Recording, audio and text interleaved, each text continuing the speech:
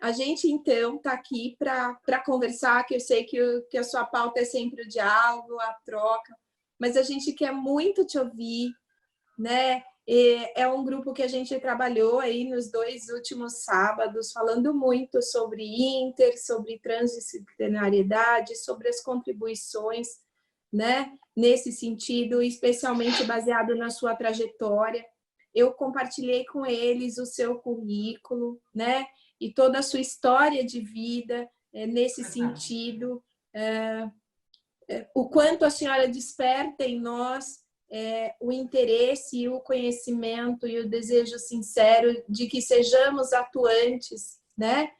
Em todas as perspectivas da vida, sejam elas profissionais, né? Ou pessoais, o quanto permeia essa questão da interdisciplinariedade. Pois não. É isso. Então, a gente vai fazer o seguinte, eu vou dar uma introduzida no tema que vocês me sugeriram, você e Camila, né?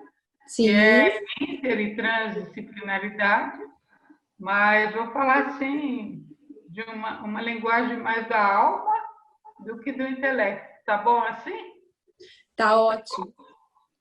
Bem, então, veja, eu, em primeiro lugar, agradecer, né, imensamente a presença de vocês e dizer que esse tema, interdisciplinaridade e transdisciplinaridade, acompanha a minha vida há 40 anos.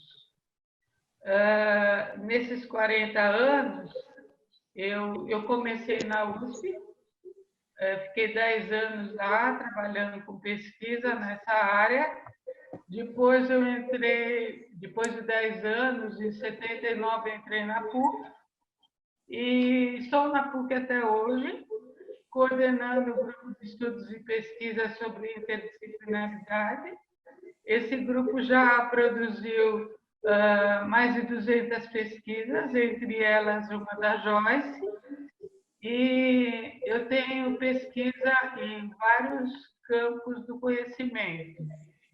E mais ainda, se vocês quiserem saber alguma coisa sobre o que vem sendo pesquisado no Brasil e no mundo, né? Eu estou agora numa pré-publicação de 2 livros com pesquisadores nacionais e internacionais, mas não é disso que eu vou tratar hoje. Eu vou tratar de uma forma assim bem chula e rasteira, para que vocês tenham, talvez, a partir dessa fala inicial, sem muito preparo, né? Vocês tenham perguntas a fazer e daí a gente pode ir se aprofundando. Tá bem assim, Camila, Joyce, Raquel, Jefferson e Izzy? Um beijo grande para vocês, tá? Professora, a gente está aqui num grupo de 25, é isso, gente? Quantas? É que na sua tela, 25 pessoas, acho que na sua tela você não consegue ver todo mundo, mas é só para a senhora saber. Eu consigo ver Camila, Raquel, Jefferson e Isis, tá certo? Tá certo. E aí eu tô só contando que tem mais gente te ouvindo e te vendo. Tá bem, bom? Combinado.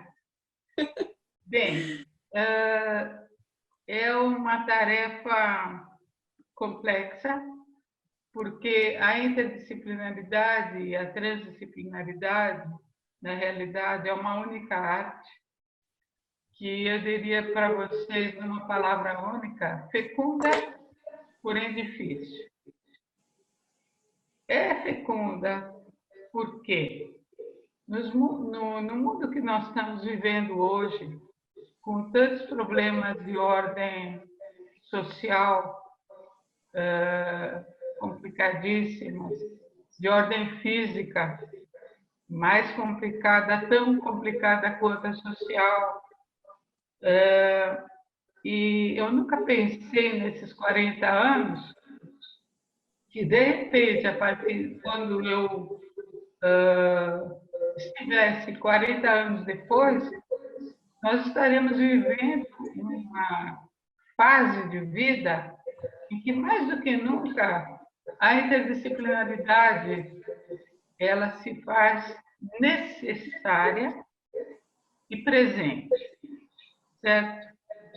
Então, esse movimento da interdisciplinaridade, ele começa na década de 60.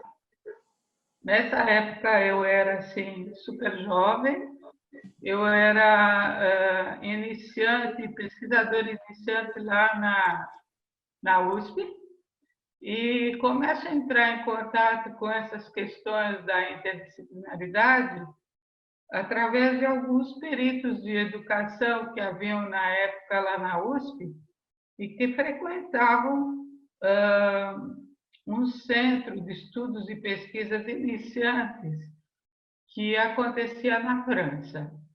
Eu nunca mais me separei desse grupo da década de 60. Então, eu vou falar um pouquinho dessa questão década de 60, como é que foi, e depois vou passar, assim, passando para as outras épocas, 70, 80, 90, 2000, 2010, 2020. Mas, assim, uma coisa bem relâmpago, tá bom? Bem, o movimento na década de 60 era composto de pessoas, cientistas, de várias áreas de conhecimento. Então, eu tinha antropólogos, matemáticos, físicos, químicos, pessoal da tecnologia iniciante naquela época, muito pouca gente da educação, muitos filósofos, e foi com eles que eu comecei a me insuflar nesse movimento, e principalmente um filósofo da história que era Jorge Gusdorff, que pertencia àquele movimento e com o qual eu tive a grande felicidade de estar junto e ser discípula dele na década de 70, porque aquelas coisas, sei lá, aqueles escritos e aquelas posturas, eu diria para vocês, paradigmáticas do professor Gusdorff, naquela época, para vocês terem uma ideia, eram vistas como absurdas. Então, por exemplo, ele tratava muito da seguinte questão, que não dá para se pensar numa ciência sem pensar no aspecto social e humano dessa ciência. Ou seja, que para lá da ciência, numa metaciência, existe a necessidade de você pensar que essa ciência só pode ter sentido se ela propuser uma sociedade mais harmônica e mais feliz. Então, durante muitos anos, o professor Jorge Gusdorff, de certa forma, foi banido da Universidade de Estrasburgo, né? E graças quer dizer, desgraça dele e sorte minha, ele veio para o Brasil, ficou aqui durante 5 anos, isolado, no Rio de Janeiro, e ele tinha um discípulo, que era o professor Hilton Japiaçu, que estava fazendo a sua tese de doutoramento com ele, que chama-se Interdisciplinaridade e Patologia do Saber.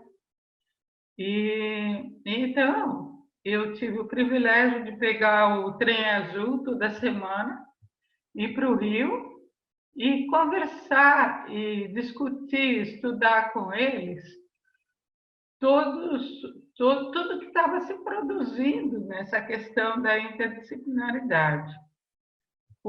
A Unesco era a patrocinadora e continua sendo a patrocinadora maior desses estudos sobre interdisciplinaridade. E o que se fazia era o seguinte, cada uma das pessoas tomava para si o compromisso de cientificamente dizer o que a sua área produzia e fazer um recorte bem radical a respeito do que essa área produzia. Então, o que é produzir ciência na área da antropologia, na área das línguas, na área da física, na área da biologia? O que é produzir ciência? E a partir disso, eles começam sistematicamente um diálogo entre eles para dizer quais seriam os limites de encontro entre as diferentes ciências. E aí percebem, esses foram nos primeiros primórdios de discussão sobre interdisciplinaridade. Eu estou me remontando a 40 anos atrás, estão percebendo, né? Ver, por exemplo, a que conduzem esses receptáculos de ciência. E aí eles percebem que nenhuma ciência dá conta de nada, que não existe ciência exata, que a existência de uma ciência sempre ela provoca dúvida e que essa dúvida provoca perguntas e que essas perguntas são de várias naturezas e que, de repente, se cada um pegar uma pergunta, dissecar essa pergunta e tentar compreender a essência da pergunta, podem surgir algumas hipóteses. Porque a interdisciplinaridade, ela não lida com certezas, ela lida com incertezas, porém, ela lida com hipóteses. Mas acontece que é dessas hipóteses que nascem as pesquisas. Pesquisa nasce de dúvidas, pesquisa nasce de perguntas. E a pesquisa pesquisa é pergunta. Então, o que é pesquisa? Pesquisa é pergunta. E pergunta nunca tem fim. Pergunta só tem começo e meio. Mas pergunta nunca tem fim. E vejam, isto que foi de mais interessante que aconteceu comigo. Pesquisa não tem fim. E aí, quando você está naquela época, há 40 anos atrás, eu trabalhava na USP e eu trabalhava na Escola de Aplicação da USP. Eu era orientadora pedagógica da Escola de Aplicação da USP.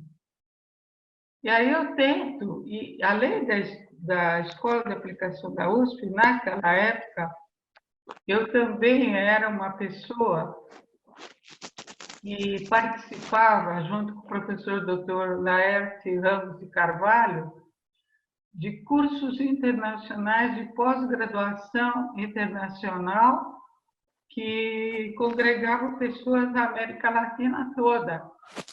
Então, eu começo a perceber que, tanto naquele âmbito pequeno da Escola de Aplicação da USP, quanto nos países latino-americanos, as perguntas eram muito parecidas. Então, eu começo a aprender a fazer pesquisa com eles, pesquisando de uma forma interdisciplinar, perguntando, fazendo roda de perguntas e tentando ver dessa roda de perguntas o que a gente podia fazer de registro dessas rodas de perguntas. Então, passamos a aperfeiçoar os nossos registros. Porque uma das coisas que a interdisciplinaridade vai nos ensinar a partir daí dos anos é que de uma pergunta não tem sentido se ela não for registrada. Ela precisa ter começo. Esse começo precisa se desenvolver com o tempo. E nesse desenvolver-se com o tempo, você vai arquivando, dia após dia, avanços gradativos desta... Estão me ouvindo? Entendi. Tá tudo certo? Vamos. Tá? Ó, se vocês quiserem parar e me Consigo perguntar, dormir aqui? tudo bem, viu, gente? Pelo amor de Deus, hein? Então, veja, a gente começou a colocar no papel as perguntas sequencialmente de perguntas, que provocavam dúvidas. As dúvidas eram colocadas em roda, a roda discutia e verificava as confluências dos diferentes pontos de vista, da confluência desses. E aí, trabalhar em hipóteses. Aí, certo?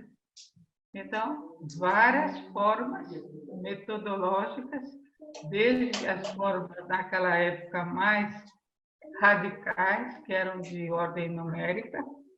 Você agrupa todos os seus registros em termos de número. Você consegue fazer uma tabulação estatística desses números. E você tem uma primeira possibilidade de argumentação a partir de que os números evidenciaram que os números se apresentem. Por exemplo, agora, nesse Covid que nós estamos vivenciando, existem várias universidades que colocam números para a gente que não nos deixam, mas que nos dão alguma segurança do grande perigo que nós estamos vivendo, certo? E aí surgem, entre aspas, as vacinas, as hipóteses de testagem e de vacina. Vocês estão entendendo a coisa, como é tão atual? E dentro dessa questão das hipóteses, pesquisa-se em pequenos grupos, e exatamente como está se fazendo agora. Por isso, a grande oportunidade de eu estar agora falando com vocês sobre interdisciplinaridade. Vocês estão entendendo?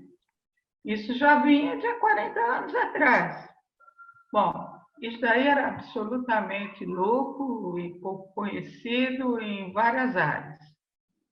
Bom, aí, se eu tenho perguntas de natureza filosófica, como essas dúvidas aparecem, eu preciso de um rastreamento filosófico para tentar entender o porquê da pergunta. E aí, vários filósofos pesquisando naquela época o sentido das perguntas, o sentido existencial. E aí, a partir do sentido existencial de uma pergunta, as diferentes formas de enfrentamento, seja fenomenológico, sejam outros quaisquer. E eu aí enveredei no campo da filosofia. Eu fiz o meu mestrado em filosofia para tentar entender as diferentes correntes filosóficas que pudessem me dar alguma sustentação para que essa pergunta não fosse uma pergunta que parasse nela mesma, mas que fosse uma pergunta que pudesse dar sequência às outras tantas. Bem, eu e os pesquisadores da época também, porque aí nós tivemos uma grande rede, que é uma rede que se mantém até hoje, e aí a gente percebeu o seguinte, que a filosofia ela não dava conta sozinha das coisas, porque ela parava na pergunta. Então, precisava de alguma outra coisa, que era a história. Apesar do professor Gusdorff ser um filósofo da história, e toda a obra dele é maravilhosa, ele escrevia, para vocês terem uma ideia, ele escrevia um volume de 1000 páginas por ano. Todos eles estão publicados pela edição Espaiô, no qual ele vai mostrando a evolução da história através da filosofia. Só que, filosoficamente, existe uma desvinculação científica entre filosofia e sociologia. Então, a necessidade de esse grupo se aprofundar nas questões socioantropológicas. Como é que é entrar numa socioantropologia? É estudar a vida da sociedade, a vida das sociedades e as inquietações das sociedades e por que as sociedades querem interpretar a coisa de uma forma ou de outra. E aí eu entro no campo da antropologia social, eu faço minha tese de doutoramento na questão da antropologia social e vou verificando a sociedade na década de 80, como é que ela aparecia, como é que ela estava, como é que era a questão dos movimentos militares, como é que os militares conseguiram calar as vozes dos educadores, e se isso foi só naquela época dos militares ou se já vinha antes, como é que, por exemplo, os profissionais, principalmente da área da educação, se movimentavam na questão de fazerem a sua voz ser ouvida. Então, eu lanço um livro chamado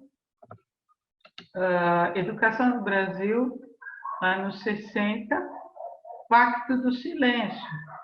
Então, se sociedade muda, sociedade sem voz e sociedade sendo estigmatizada. Um pouco do que está acontecendo hoje, vocês estão notando? Então, não mudou nada quase. Bem, a partir daí, a interdisciplinaridade ela vai se tornando, a partir da imersão no social, ela sente, todos os pesquisadores sentem uma necessidade incrível numa interiorização na psique humana, nas neuroses humanas, na ciência, na neurociência, bom, por assim dizer, que é o que vocês estão trabalhando, que eu fico muito feliz em saber disso. Então, como é que é essa questão quando ela... como é que é essa questão da neurociência? Como é que, psicologicamente, o indivíduo, como é que ele se sente dentro desse mundo conturbado? Como é que ele age? E como é que, em geral, ele não tem chance de autoparticipação?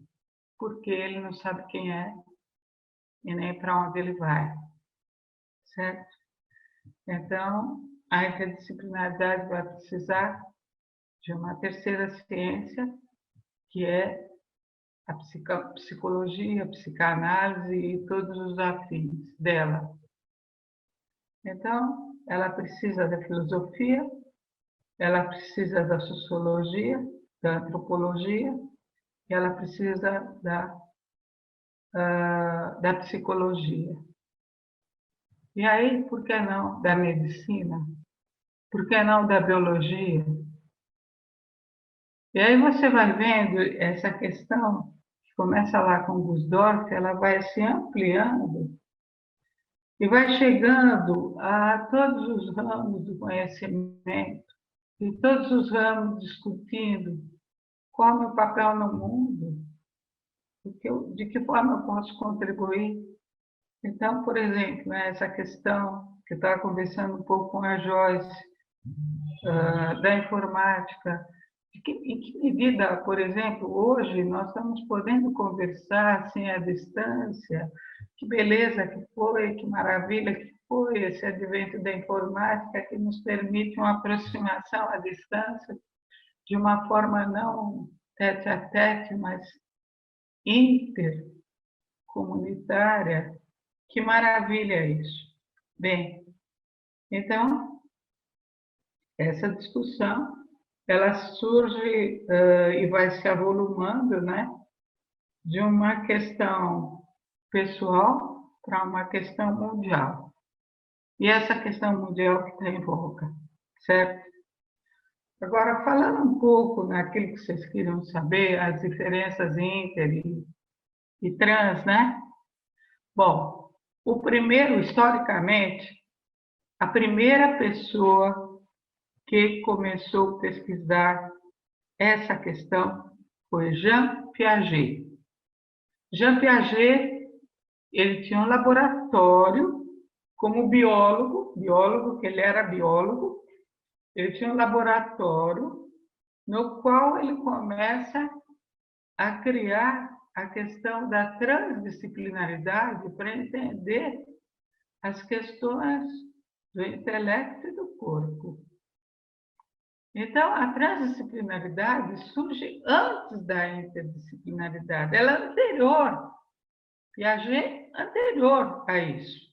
Depois é que ele vai se juntar ao grupo de Gurdjieff e aos outros na década de 60. Por sorte minha, o professor Hilton Japiaçu, falecido há 2 anos atrás, meu grande amigo, ele frequentou o laboratório de Jean Piaget e foi vendo, por exemplo, através do corpo humano, como é que existe a interconexão dos tecidos dentro do corpo humano, como é que essa interrelação entre os tecidos, o cérebro e as funções, as outras funções do corpo dependem do cérebro, e o cérebro depende das outras, e ele chamava isso de transdisciplinaridade. Mas acontece que essa questão transdisciplinar é uma questão muito complexa e muito difícil de ser discutida, porque ela envereda por um outro campo, que é o campo da arte. Ou seja, para você pensar transdisciplinarmente, você tem que pensar metaforicamente. E você tem que pensar na arte, no design disto. E é na essência do design, ou na convergência de vários designs, que a transdisciplinaridade aparece e que hoje ela é muito, muito, muito mais desenvolvida por biólogos, médicos e cientistas do corpo em geral, por isso é importante que vocês saibam disso, e pelos artistas, certo? E os grandes centros são de convergência dessas discussões estão na França. Por isso que a Joyce sabe o quanto eu frequento esses centros, né? Quanto eu estou indo para lá embebedar-me do que eles dizem. Bom, agora, por outro lado, os outros cientistas, os tecnólogos, estão mais preocupados com a inter e não com a trans. E pensando na inter, que surge dessa crise social, pessoal e moral, social, moral e pessoal, eles vão tentando transformar as suas pesquisas no seguinte, no conhecimento científico. E é claro que a ciência ela é muito próxima, a ciência tal como nós conhecemos, por isso que ela é limitada, mas ela nos ajuda a compreensão de degraus. Então, existe a interdisciplinaridade científica. Então, são degraus que precisa se vencendo aos poucos. E cada degrau delimitação de espaço, delimitação de onde começa, delimitação de como se desenvolve, inferências a respeito daquilo que se desenvolve e, por fim, então, a partir dessas inferências, algumas hipóteses. Ela surge do ponto de vista profissional, ou seja, coloca-se em dúvida Camila, Laércio, Joyce, que eu estou vendo aqui, os outros amigos, começa-se a tentar verificar profissionalmente por que eu me tornei isto? Por que eu estou aqui, eu, Camila? Por que eu estou aqui hoje? Qual foi a minha história pregressa que me conduziu a este patamar? Qual o grau de responsabilidade profissional que eu tenho com este momento? Este é um aspecto da interdisciplinaridade profissional, que eu diria não é diferente da científica, mas ele exige uma volta a cada um se definir enquanto profissional daquela área, responsabilidade daquela área, e a partir desta verificar já então cientificamente quais foram as fases de vida que me conduziram ao agora. E se me conduziram ao agora, qual é o projeto para amanhã? Ou melhor, qual é o projeto para agora? E se existe um projeto para o agora, eu tenho que colocar cientificamente no papel as hipóteses mais imediatas e vou dosando gradativamente estas até chegar em patamares que eu ainda não sei para onde vou. Estão me entendendo? Então, essa é a interdisciplinaridade profissional. Existe outro campo de estudos da interdisciplinaridade, que é o metodológico. Então, o método, ele nasce da ciência. Então, a rigorosidade que eu tenho que ter com as épocas, as etapas, para que eu não me perca assim, entre aspas, porque eu estou sempre me perdendo. Se eu preciso ter sempre dúvidas, mas pelo menos parâmetros básicos para que eu não avance fronteiras que eu não tenho competência para avançar. Então, outro campo da interdisciplinaridade é o metodológico.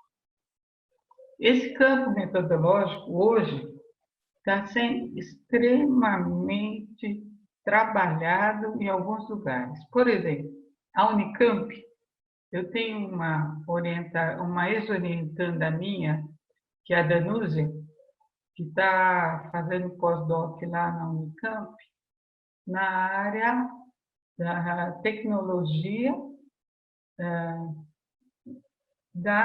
não da informação, mas tecnologia da engenharia. Por quê? Por que ela está trabalhando nisso? Porque ela foi adquirindo conosco, no seu mestrado, doutorado, assim como a Joyce, por exemplo, etapas que lhe dão um certo balizamento interdisciplinar. A pessoa não se torna interdisciplinar da noite para o dia. Ela vai se autoconstruindo. E ela vai se autoconstruindo com pesquisa, com sempre inquietação de saber mais, de sempre ter dúvidas sobre o que sabe. Então, a gente precisa, uma coisa que eu tenho escrito muito, uma humildade incrível para se saber limitado. Então, um dos princípios fundamentais da interdisciplinaridade é a humildade. E eu preciso ter um respeito enorme para comigo mesmo, para eu me sentir insuficiente. E na hora que eu me sinto insuficiente, eu passo a ter condições de ouvir o outro. Porque no outro, eu vou ver os detalhes que me faltam. Então, respeito é o segundo princípio da interdisciplinaridade, fundante dela. E aí eu preciso ter espera. Ou seja, não é de repente que a gente constrói elementos de sintonia, de concordância, de discordância. É no diálogo constante que isso acontece. E aí a gente tem que ter coerência. Coerência entre o propósito seu, o propósito dos outros, e não pedir demissão disto.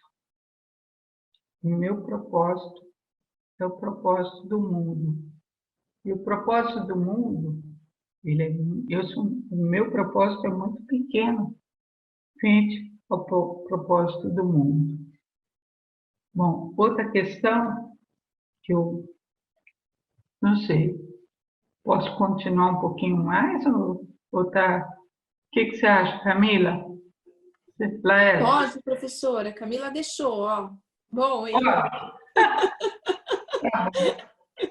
a intervenção. A intervenção é um negócio que está sendo extremamente discutido também, principalmente pelos canadenses. Eu tenho uma pós-doutoranda, que é a Daniela, que está na Universidade de Toronto hoje, trabalhando especificamente com a questão da intervenção.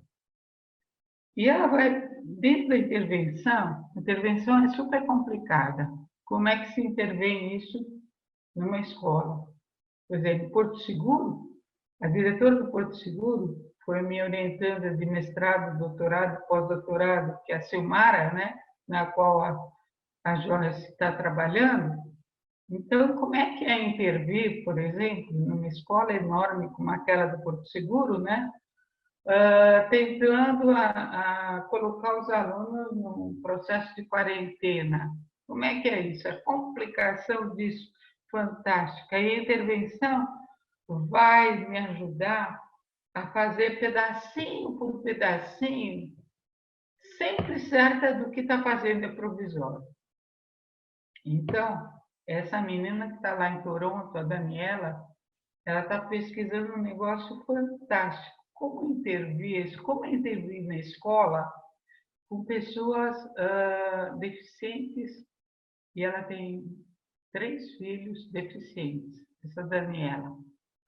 Ela não conseguiu nada fazer aqui no Brasil, então ela foi para lá para poder pesquisar como trabalhar com 3 crianças, primeiro para trabalhar ela enquanto mãe, com 3 crianças, cada uma com uma síndrome diferente da outra, para vocês terem uma ideia.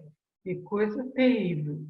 E como essas 3 dentro de casa e dentro de uma escola. E no Canadá, ela está encontrando hipóteses bastante interessantes de trabalhar com esses indivíduos que são muito diferentes, mas que são genialmente potentes, certo? Não é na limitação que a gente encontra a potência, mas é principalmente na falta. Os filhos da Dani são tão diferentes, tão maravilhosamente diferentes, que fizeram dessa mãe mudar de país, tentar superar isso, não só por causa da questão familiar, mas para o mundo. Então, essa questão da intervenção, que é essa que vocês lá no Porto Seguro estão vivendo, né? Agora, né? Também com o tempo, com os pais, com tudo isso. Então, a intervenção depende do lugar que habita. Qual é o lugar que se habita? Então, primeiro de tudo, a interdisciplinaridade vai me ensinar a pesquisar o lugar. Se eu pesquiso o lugar, as diferentes facetas que me permitem olhar esse lugar. E, de repente, nessas 1000 facetas que um lugar me oferece, eu posso apostar, não digo assim, numa intuição burra, não. É uma intuição que já vai me convergindo para uma possível execução. Então, eu pesquiso o lugar, o hábito tanto do lugar quanto das pessoas, e vou tentando, aos poucos, uma compreensão que é sempre medíocre, isso precisa estar muito claro para nós todos, e é desta humildade, reconhecer que é na humildade dos detalhes que pode-se, de repente, vir à luz para uma coisa muito maior, certo? Agora, tem uma outra coisa. Posso falar mais um pouco, Camila? Eu quero perguntar já. Quer perguntar? Hein? Camila? Não, acho que a senhora falou que eu ia falar outra coisa, então fala outra coisa. Tá. Aí depois acho que a gente pode abrir um pouco para as perguntas. O que você acha, Joyce? A Joyce que conduz aqui, eu tô de enxerida na aula dela aqui. Minha linda, minha boneca, eu quero aprender com você. Bom, tinha algumas coisas mais que eu queria tocar a vocês, mas eu posso ver, se vocês me convidarem, falar em outras vezes. É a questão da relação da arte do perguntar. A arte do perguntar, a arte do planejar, a arte do socializar. Qual a relação, por exemplo, entre memória e dúvida? Porque é importante, para que a dúvida apareça, eu recorrer à memória dos fatos. Como é que é recorrer à memória dos fatos? E, enfim. E outra coisa, para finalizar aqui. A grande inquietação que fica para a interdisciplinaridade é o que é velho e o que é novo. O novo nunca é novo. O novo nasce do velho.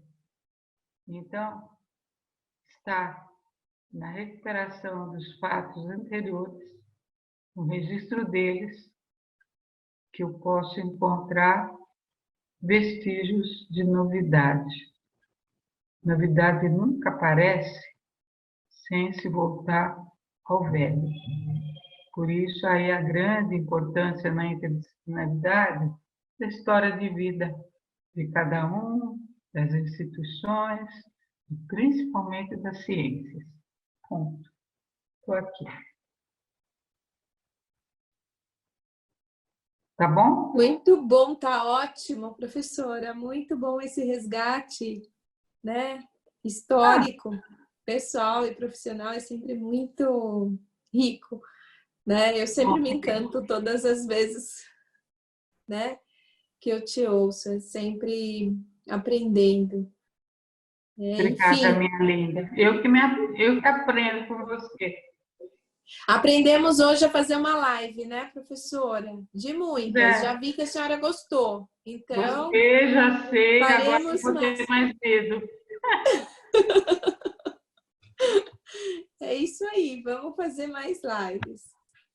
Então, quem quer perguntar alguma coisa? Já acabou o nosso tempo, como é que vocês estão? A gente ainda tem aí 10 minutos dentro desse programa de 1 hora. Por favor, Camila, você não quer pergunta. perguntar nada, Camila? Acho que a Érica abriu o microfone, me parece que ela quer perguntar, Érica. enfim. Fale, Érica. Boa tarde.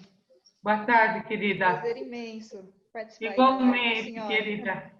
A senhora fala da intervenção que ela se faz necessária com o aluno através do lugar que se habita. É. E hoje a minha grande dificuldade, enquanto professora, é saber esse ambiente que o aluno está habitando. Apesar de eu estar ali com ele pela plataforma, pela internet, como é o ambiente que esse aluno habita, como eu atinjo ele, como ele aprende, entendeu? O que é o certo, o que a gente está tentando, errando, e tentando e acertando, buscando caminhos, né? Essas 1000 facetas que a internet oferece, que a senhora falou, mas eu queria saber, né? Como eu faço para fazer essa intervenção, sendo que eu não sei o lugar que esse aluno habita? O lugar é esse que nós estamos agora. Sim. O lugar é esse. Nós duas, Érica, eu não conheço você. Estou vendo seu rosto, seu sorriso lindo, seus olhos, sua juventude maravilhosa. Então, veja, às vezes, você não precisa ir no lugar que a pessoa está. O lugar é este, é agora. Não é no ontem, é no agora. Não existe hipótese de você ver nada a não ser que a pessoa se exponha. Sim. Você tem que dar um jeito que ela fale. Quando ela fala, ela pronuncia uma palavra, e aí a filosofia vai me dizer melhor que eu isso. Uma palavra significa um mundo. Um sorriso significa muito mais do que todas as palavras do mundo. Um olhar num olhar existe um comprometimento tão grande que eu não estou mais eu aqui. Eu sou eu e a Érica. Somos. Então a Érica passa nesse minuto a ser parte de mim e eu dela. Isto é complicado porque filosoficamente a gente teria aí que fazer uma incursão muito grande na história da filosofia para entender essas questões. Mas basta um gesto. E eu acho que nessas questões da comunicação virtual, ela é importantíssima, o olhar, o gesto. E nada mais que isso. Nada, nada mais do que isso. Todo o resto é bobagem. Porque, por exemplo, quer ver uma coisa, Érica? Eu, na minha sala de aula, por exemplo, não nessa, numa sala de aula física, eu tenho 50 pessoas na minha sala de aula. A única forma de eu me comunicar é com uma pessoa, do jeito que nós estamos agora. E eu posso, na hora que eu estou olhando você, olhar ao mesmo tempo para a Camila, para a Joyce, para a Raquel. Certo? Mas eu, nelas três, estou me ligando à Érica. E esse segundo de ligação, diz a interdisciplinaridade, me conduz ao mais interior do que você gostaria de perguntar. E aí, 1000 coisas têm sido escritas maravilhosamente em prosa, verso, esculturas, diferentes tipos de arte a respeito disso. E isso tudo, às vezes, por nós, é ignorado e a gente não percebe. Então, a percepção, a teoria da percepção na interdisciplinaridade é uma coisa extremamente importante. Parar um pouco, parar para sentir. A percepção, ela baseia-se fundamentalmente no sentido. Então, qual o sentido de olhar para um aluno? Aí vem a questão da adivinhação, não é adivinhação, não. É que, às vezes, numa pergunta, está embutido um monte de coisas que depois nós duas podemos parar e refletir sobre isso que você acabou de me perguntar. Você concorda ou não? Sim, muito. Concorda? Concordo. O que você teria para acrescentar? Então, eu acredito Às que vezes vem exemplos. essa questão do olhar através da internet, né? Agora, a senhora me tocou demais, assim, né? Deu até um calor. Ai, que gostoso! Exatamente. E eu acredito que a minha grande missão seja essa e o meu grande desafio seja o tocar o aluno nesse meio digital, né, que eu digo, porque eu sou uma professora de projetos que abraço as causas lá dentro da escola, nessa ideia da interdisciplinariedade, e eu tenho que trabalhar os projetos pela internet, são muitas salas, muitos eixos integradores, né, que a gente trabalha com eixo integrador, e a maior dificuldade, às vezes, aquele aluno que eu não sei o lugar que ele habita, o lugar físico, ele não tem acesso à internet, e aí o amigo entra em contato, fala, professora, a família está passando por dificuldades, e você tem uma parcela participativa, mas você tem os 20% que não estão entrando nas aulas, você não está tendo contato, então a gente vai fechar uma nota e fica essa confusão também de notas, de conceitos, aluno que não acessa, aluno que não aparece, e você não sabe o que está acontecendo com esse estudante de fato, entendeu? Essa é a minha angústia relacionada ao ponto que habita. E eu acredito também nessa pedagogia do olhar, do carinho, da atenção, de você dar significado à sua presença ali para o estudante, né? Então é isso.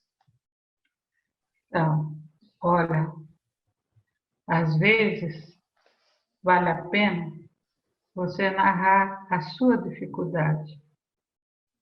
Porque quando você narra a sua dificuldade, você desperta no outro o sentido de querer ajudar você. Então, essa é uma questão que nas pesquisas que eu venho desenvolvendo, ela é fortíssima. Quando eu digo, olha, Érica, a primeira vez que eu estou falando com vocês numa sala de aula virtual, sabia?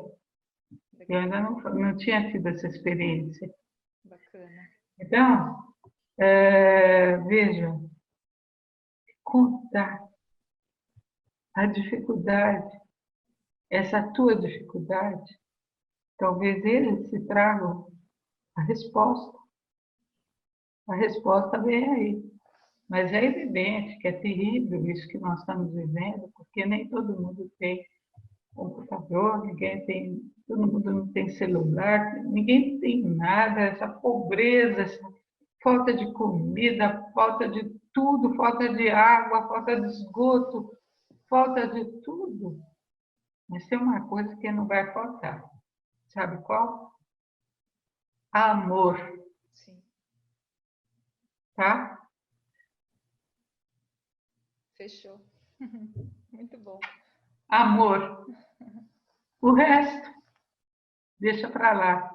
Vem depois. É engraçado, eu quando conheci a Joyce, vou contar uma historinha para você. Eu nunca tinha visto a Joyce na minha vida, tá?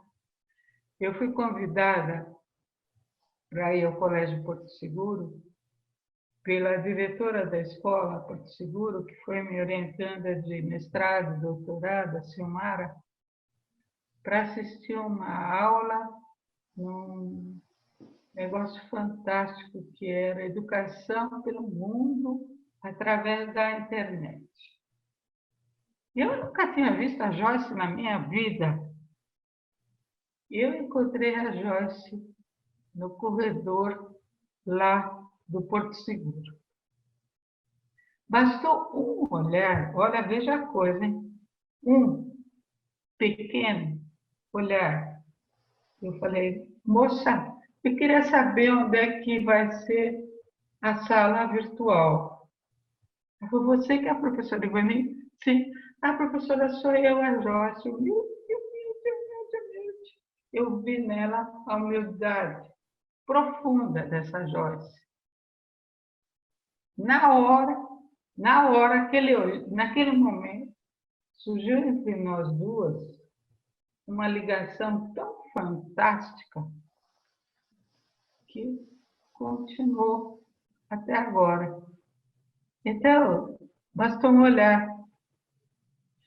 Essa questão do olhar é uma questão tão significativa dentro da questão da interdisciplinaridade e muita gente não se dá conta da importância do olhar. Olhar complacente, olhar duvidante, olhar fundamentalmente, olhar que aquece, olhar que envolve, olhar amoroso. Isso eu sei que está vendo aí, tá? Sim. Joia. Obrigada. Joia? Joia. Parece babaca, mas eu vou te falar, não é não. É ciência. Exatamente. É ciência e da melhor qualidade. Sim. E é dessa ciência que nós estamos precisando agora. Estamos precisando muito. Depois dessa pandemia, se a gente não exercitar o olhar, pelo amor de Deus, o que vai sobrar de nós? Em primeiro lugar, o olhar que nós estamos vivos. Né? E os outros que estão conosco estão vivos. Pronto. O resto é o resto. O resto vai se arrumando, vai se fazendo, vai se construindo. Concorda? Concordo. Dificuldade não existe.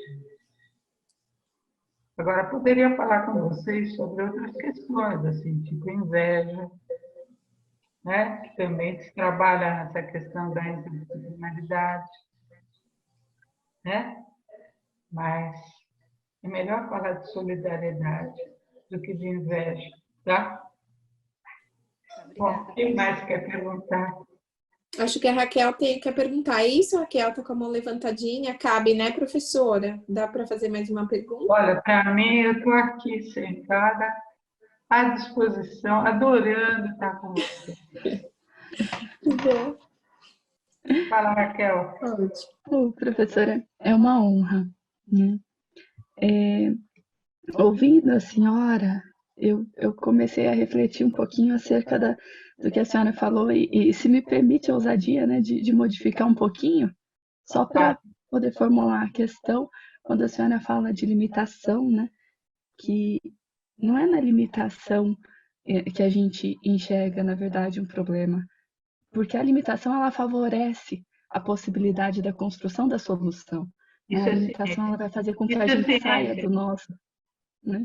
Como a professora Joyce tanto fala, né? Ela nos tira da nossa zona de conforto, ela nos tira ali da nossa caixinha, faz com que a gente se coloque no lugar do outro e assim a gente consiga, de fato, olhar, enxergar e propor soluções para problemas. Pensando nisso, professora, se formos olhar para trás, quando a senhora fala que nada é novo, tudo surge ali da experiência, né, do velho, renasce, né? Se formos pensar nisso, esse nosso caminhar, esse momento em que estamos vivendo, ele nos está aproximando, de certa forma, quando nós mobilizamos tantas competências que, para nós, hoje são desafiadoras, né? Como disse a Érica, são desafios enormes, mas nós estamos mobilizando. A senhora fez a primeira live assim, de maneira primorosa, e espero, né, consiga assistir muitas outras, mas veja que gostoso. Esse seria um caminho para que pudéssemos, de fato, tanto, estou pensando ali na questão da formação do professor, exercitar essa formação, concretizar essa formação do professor interdisciplinar? Sim, fundamental. Fundamental. Veja, durante todos esses anos de pesquisadora, eu frequentei muitas salas de aula, anotando, fazendo registro de tudo que eu via, certo? E eu vou te contar, a pior coisa que existe é a gente ficar preocupada com o conteúdo, certo? É uma droga. Conteúdo. O que é conteúdo? Conteúdo não é nada. Nada, nada, nada. O conteúdo é uma coisa tão pequena. É uma partícula, é menor do que o vírus. O conteúdo, para mim, hoje, ele é muito menor do que o vírus.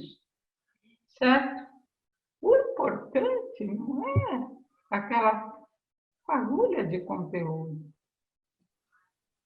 É uma fagulha que pode se tornar um incêndio, pode se destruir uma floresta, ou pode acalentar uma fragilidade.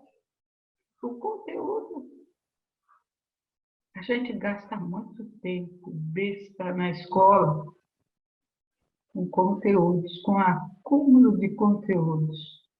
Então, eu tenho visto muitas pessoas que me escrevem, que mandam lives para mim, apesar de eu ainda não ter nunca participado de nenhuma, assim, preocupadas. Como é que eu vou vencer o ano letivo?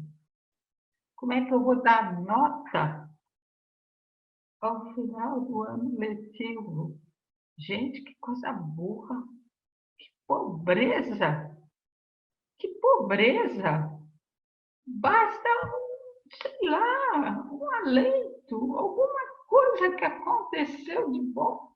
Aconteceu que você está vivo aí. E eu aqui, pronto. Nessa pandemia, ela ensinou isso para a gente. Basta estar vivo, não é verdade? Basta ser uma sobrevivente nisso. Então, eu acho que vai haver uma reformulação total do sentido de educação, do sentido de escola, do sentido de tudo.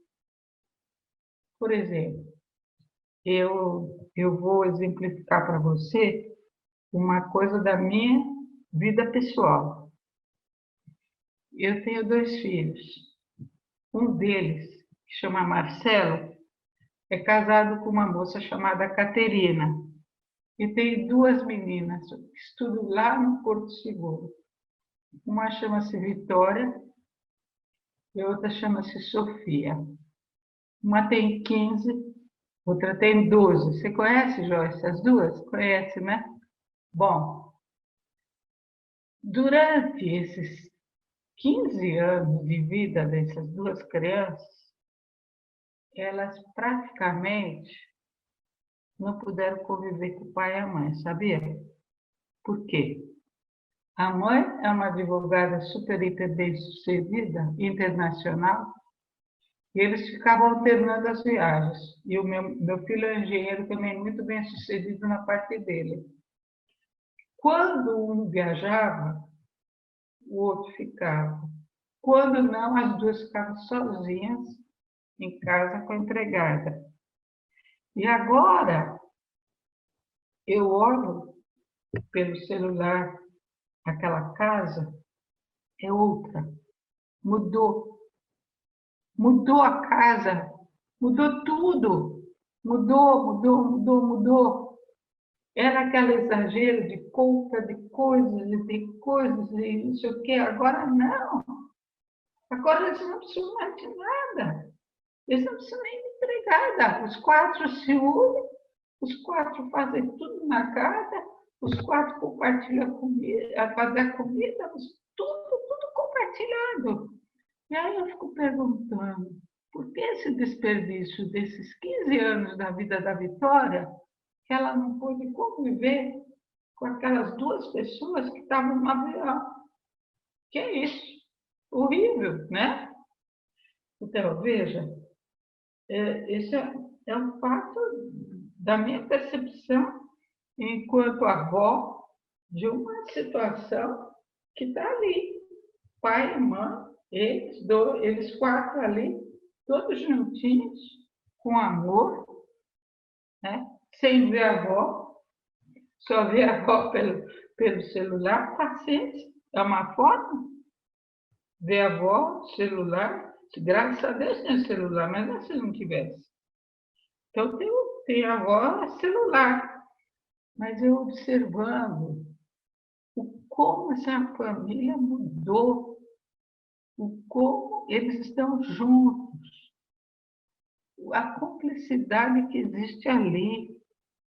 Eu acredito que a vida deles, eu não sei como é que vai ser o futuro, mas eu acredito que essa loucura de ficar lá viajando toda semana, não tem mais. Então, foi uma experiência vivida aqui, na minha família, que eu quero passar para você, para te dizer que o mundo vai mudar. O mundo já mudou, né? O mundo já mudou. Está tudo diferente. Então, aquelas regrinhas, tal hora faço isso, tal semana eu fico, tal eu não vou, não. Tá? Então, meu amor, obrigada. Quer mais alguma pergunta? Aqui o Jefferson, eu teria uma pergunta, tudo bem? Ô, Jefferson, só um minutinho, que o Laércio acho que pediu primeiro. Ah, tá, eu levantei a mão, falta de etiqueta, desculpa. Eu não tenho pressa. Se você não tem também, está bom também para mim. Por favor, Desculpa. Laércio. Fala, Laércio. Eu vi a senhora falando sobre essa questão aí e me veio uma compreensão assim, sobre a afinidade que é necessário criar. Talvez a afinidade não defina bem, mas essa proximidade, essa empatia do olhar com o professor-aluno para poder criar esse vínculo, né, educacional, de ensino-aprendizagem. Mas quando a gente fala de interdisciplinaridade, depende desse vínculo e depende também da própria empatia entre os pares, né, entre os professores, entre os docentes. E pelo que eu percebi hoje, nesse momento de pandemia, está acontecendo uma coisa vista muito pouco, que é essa ajuda entre os próprios pares, né? Um professor ajudando o outro, o que tem fortalecido esse sentimento de empatia. Então, de certa forma, e isso, não sei, é um questionamento meu, né? Isso pode fortalecer a efetivação da interdisciplinaridade nos moldes que a senhora fala, né? Ou a senhora teria como comentar sobre isso? Tem. Veja, eu dou aula no pós-graduação, mestrado e doutorado. Como é que eu via meus colegas? Eu via uma vez cada 15 dias uma reunião de departamento horrorosa que um pegava o outro um. E que eu ficava absolutamente chateada e me sentia bem só na sala de aula. Certo? Uma droga. Eu não tinha amigo. Meus únicos amigos eram meus alunos. Certo? Hoje, eu estou longe deles. Eu não sinto falta deles. Olha que horror.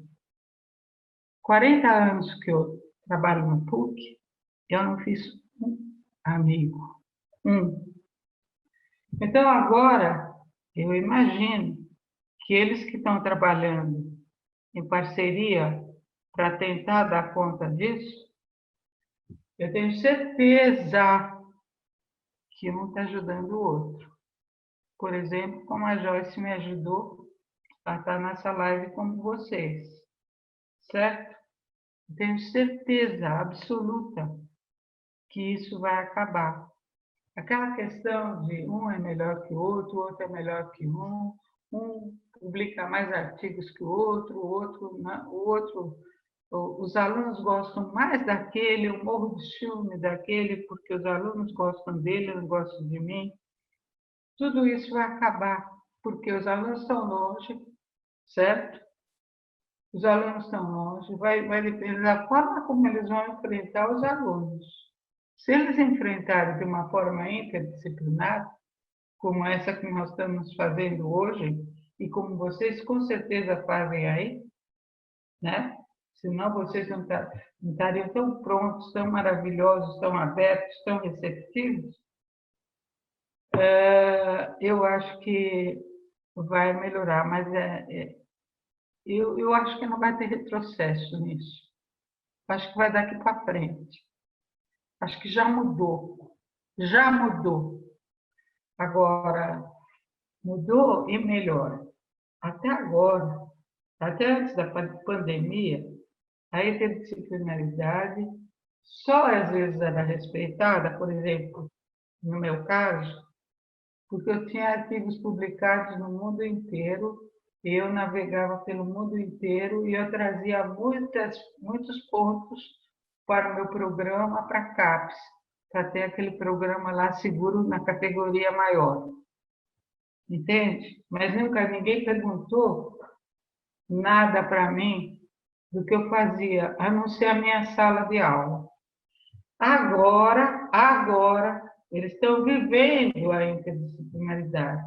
Eles nunca estudaram isso, mas eles estão vivendo. Então, com certeza vai mudar o nível de cobrança dos alunos. A questão da troca, assim, eu e você, né, você e eu, como nós estamos agora, é maravilhosa, porque permite, olha que coisa linda, isso que nós dois estamos vivendo agora, permite diretamente, esse instrumento aqui, computador, está me permitindo olhar para você, você para mim, numa direção única. Isso a interdisciplinaridade já vinha falando há anos, só que agora é prova, não tem outra, é prova, existe, está aí, não precisa teorizar muito, está aí, concorda? Hã? Agora, se quiser ler mais, se quiser aprofundar mais, aí é uma delícia poder aprofundar, mas aprofundando, mas tendo vivido, tendo vivenciado, tendo ficado. Não adianta ler sem ter vivido.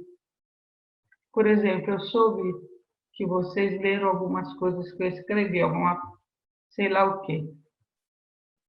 Mas uma coisa é essa, outra coisa é poder ter esse contato físico, outro tipo de físico, mas é um contato.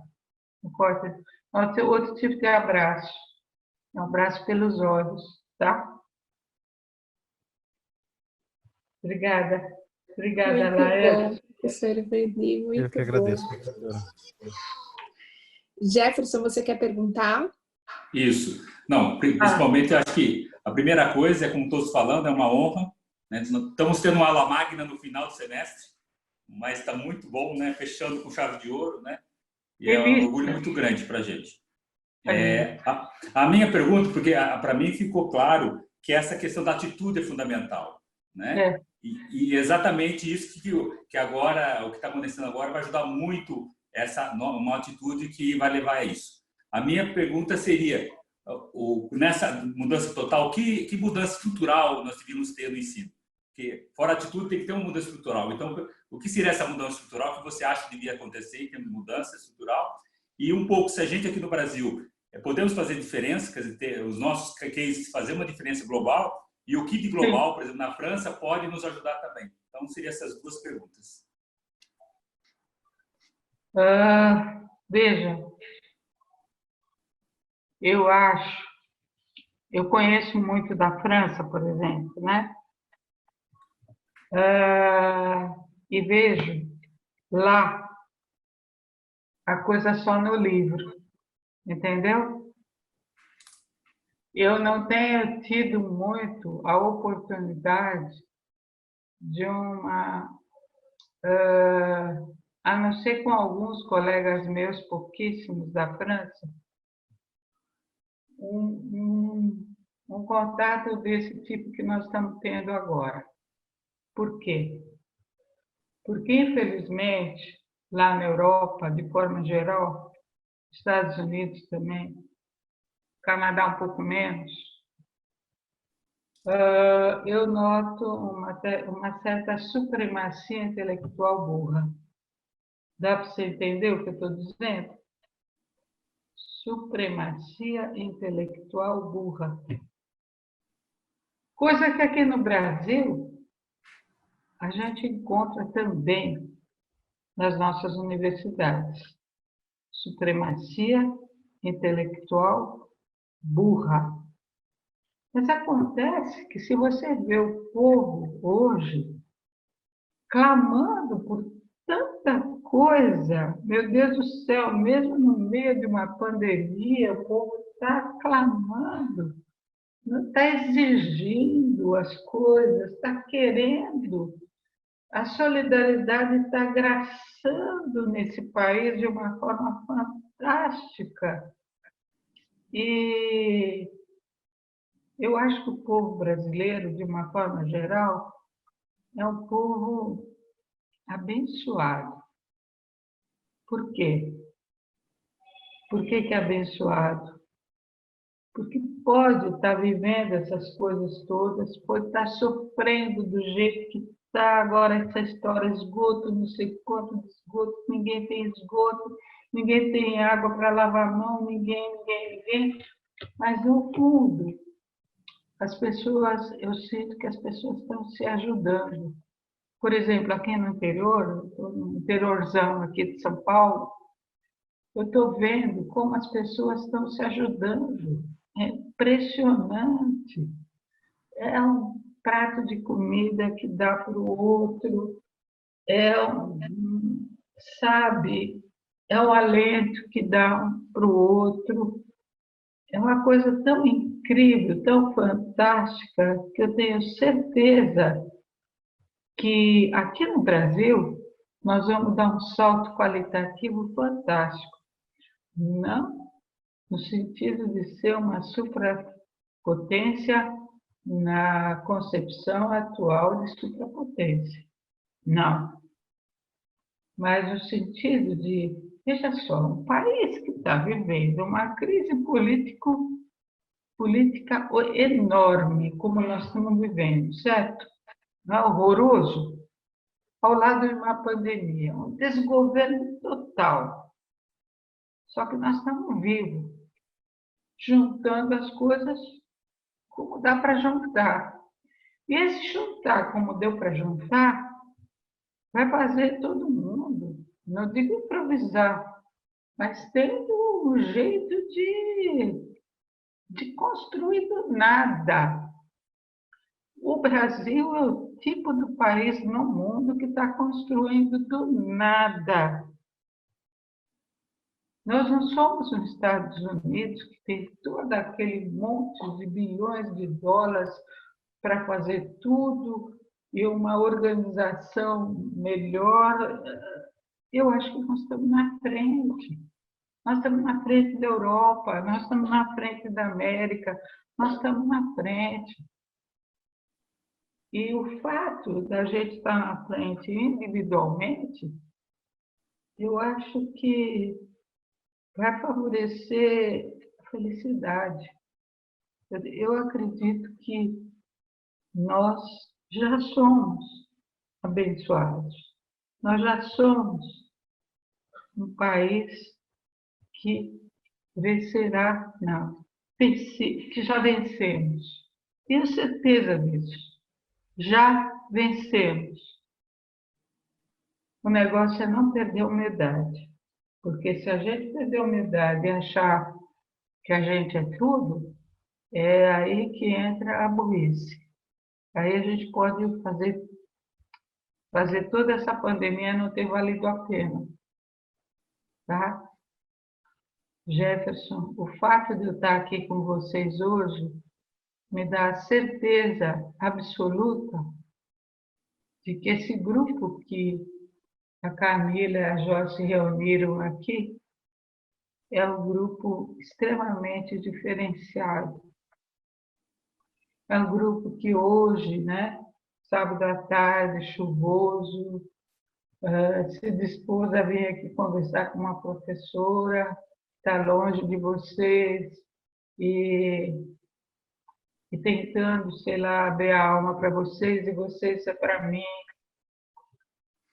É desse pequeno grupo que vão surgir coisas incríveis, que eu tenho certeza que surgirão.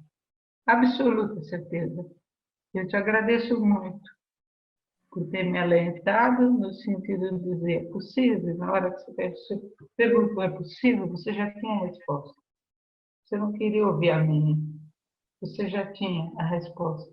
Concorda? Já? Não tinha? Vamos dizer, nós temos as crenças que as coisas a gente pode fazer acontecer. Né? Que bom, Jefferson. Muito obrigado. Todo mundo aqui é da área da educação, não, né?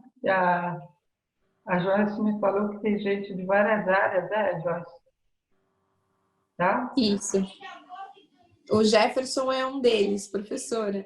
O Jefferson de que área? Não, eu comecei fazendo física no Unicamp, fui para engenharia, fiz filosofia, estou fazendo psicanálise também, então também acho que eu estou pensando agora o que eu quero fazer, de repente a interdisciplinaridade acho que é o meu caminho, acho que estou pensando agora. Claro que é, meu filho, claro que é. É só falar com a Joyce aí que a gente coloca você no grupo. Tá bom, querido. Tá bom, obrigado. Tá. Camila, você quer fazer alguma consideração? Eu acho que a gente já vai fechar aí, professora, 1h30 de conversa. Né? Só quero agradecer as contribuições. Jefferson, vai acontecer alguma mudança estrutural? Vai, né? Ela vai vir aí de como a gente vai trabalhar esse momento, né? Acho que a professora Ivani, quando falou, você já sabe a resposta, né? Que você perguntou, a gente está, de fato, achando que isso vai acontecer. Mas eu não vou me alongar, não. Poderia fazer um monte de consideração, poderíamos continuar conversando, porque é uma delícia, né? Ouvir a professora Ivani. Então, a gente vai conversando e vai refletindo e vai pensando a interdisciplinaridade numa perspectiva muito maior do que aquela dos tecnólogos, né? De pensar as matérias, né? A gente está pensando numa coisa muito maior, né? É um movimento muito maior e que vai ganhar força, né? Estamos na prática, né? Então... Já ganhamos. E a professora Ivani é muito humilde, né? Quando ela fala, vocês leram alguma coisa aí que eu fiz, né? Toda essa produção e tudo isso que contribui para a gente vivenciar. Eu acho que a gente vivencia melhor tendo lido a teoria, tendo lido a história, tendo conhecido. Acho que vivenciar é importante, mas ter esse resgate também da história, da teoria, da construção a partir da memória, isso nos ajuda a vivenciar e nos ajuda a trazer talvez um momento melhor, mais rico para essa interdisciplinaridade vivida. Então, agradecemos muito aí todo o trabalho da senhora, né? Muito, muito bom. Então, Joyce, só queria agradecer, muito obrigada, viu, professora Ivani? Não faltarão oportunidades, nem pela internet, e espero eu que nem presencialmente, de nos encontrarmos, e agradeço demais aí todo o esforço da senhora de vir fazer uma live aqui com a gente, sem nunca ter feito. A gente fica muito, muito feliz e nos enche de alegria poder contar com esse momento. Muito obrigada. Camila, eu que te agradeço.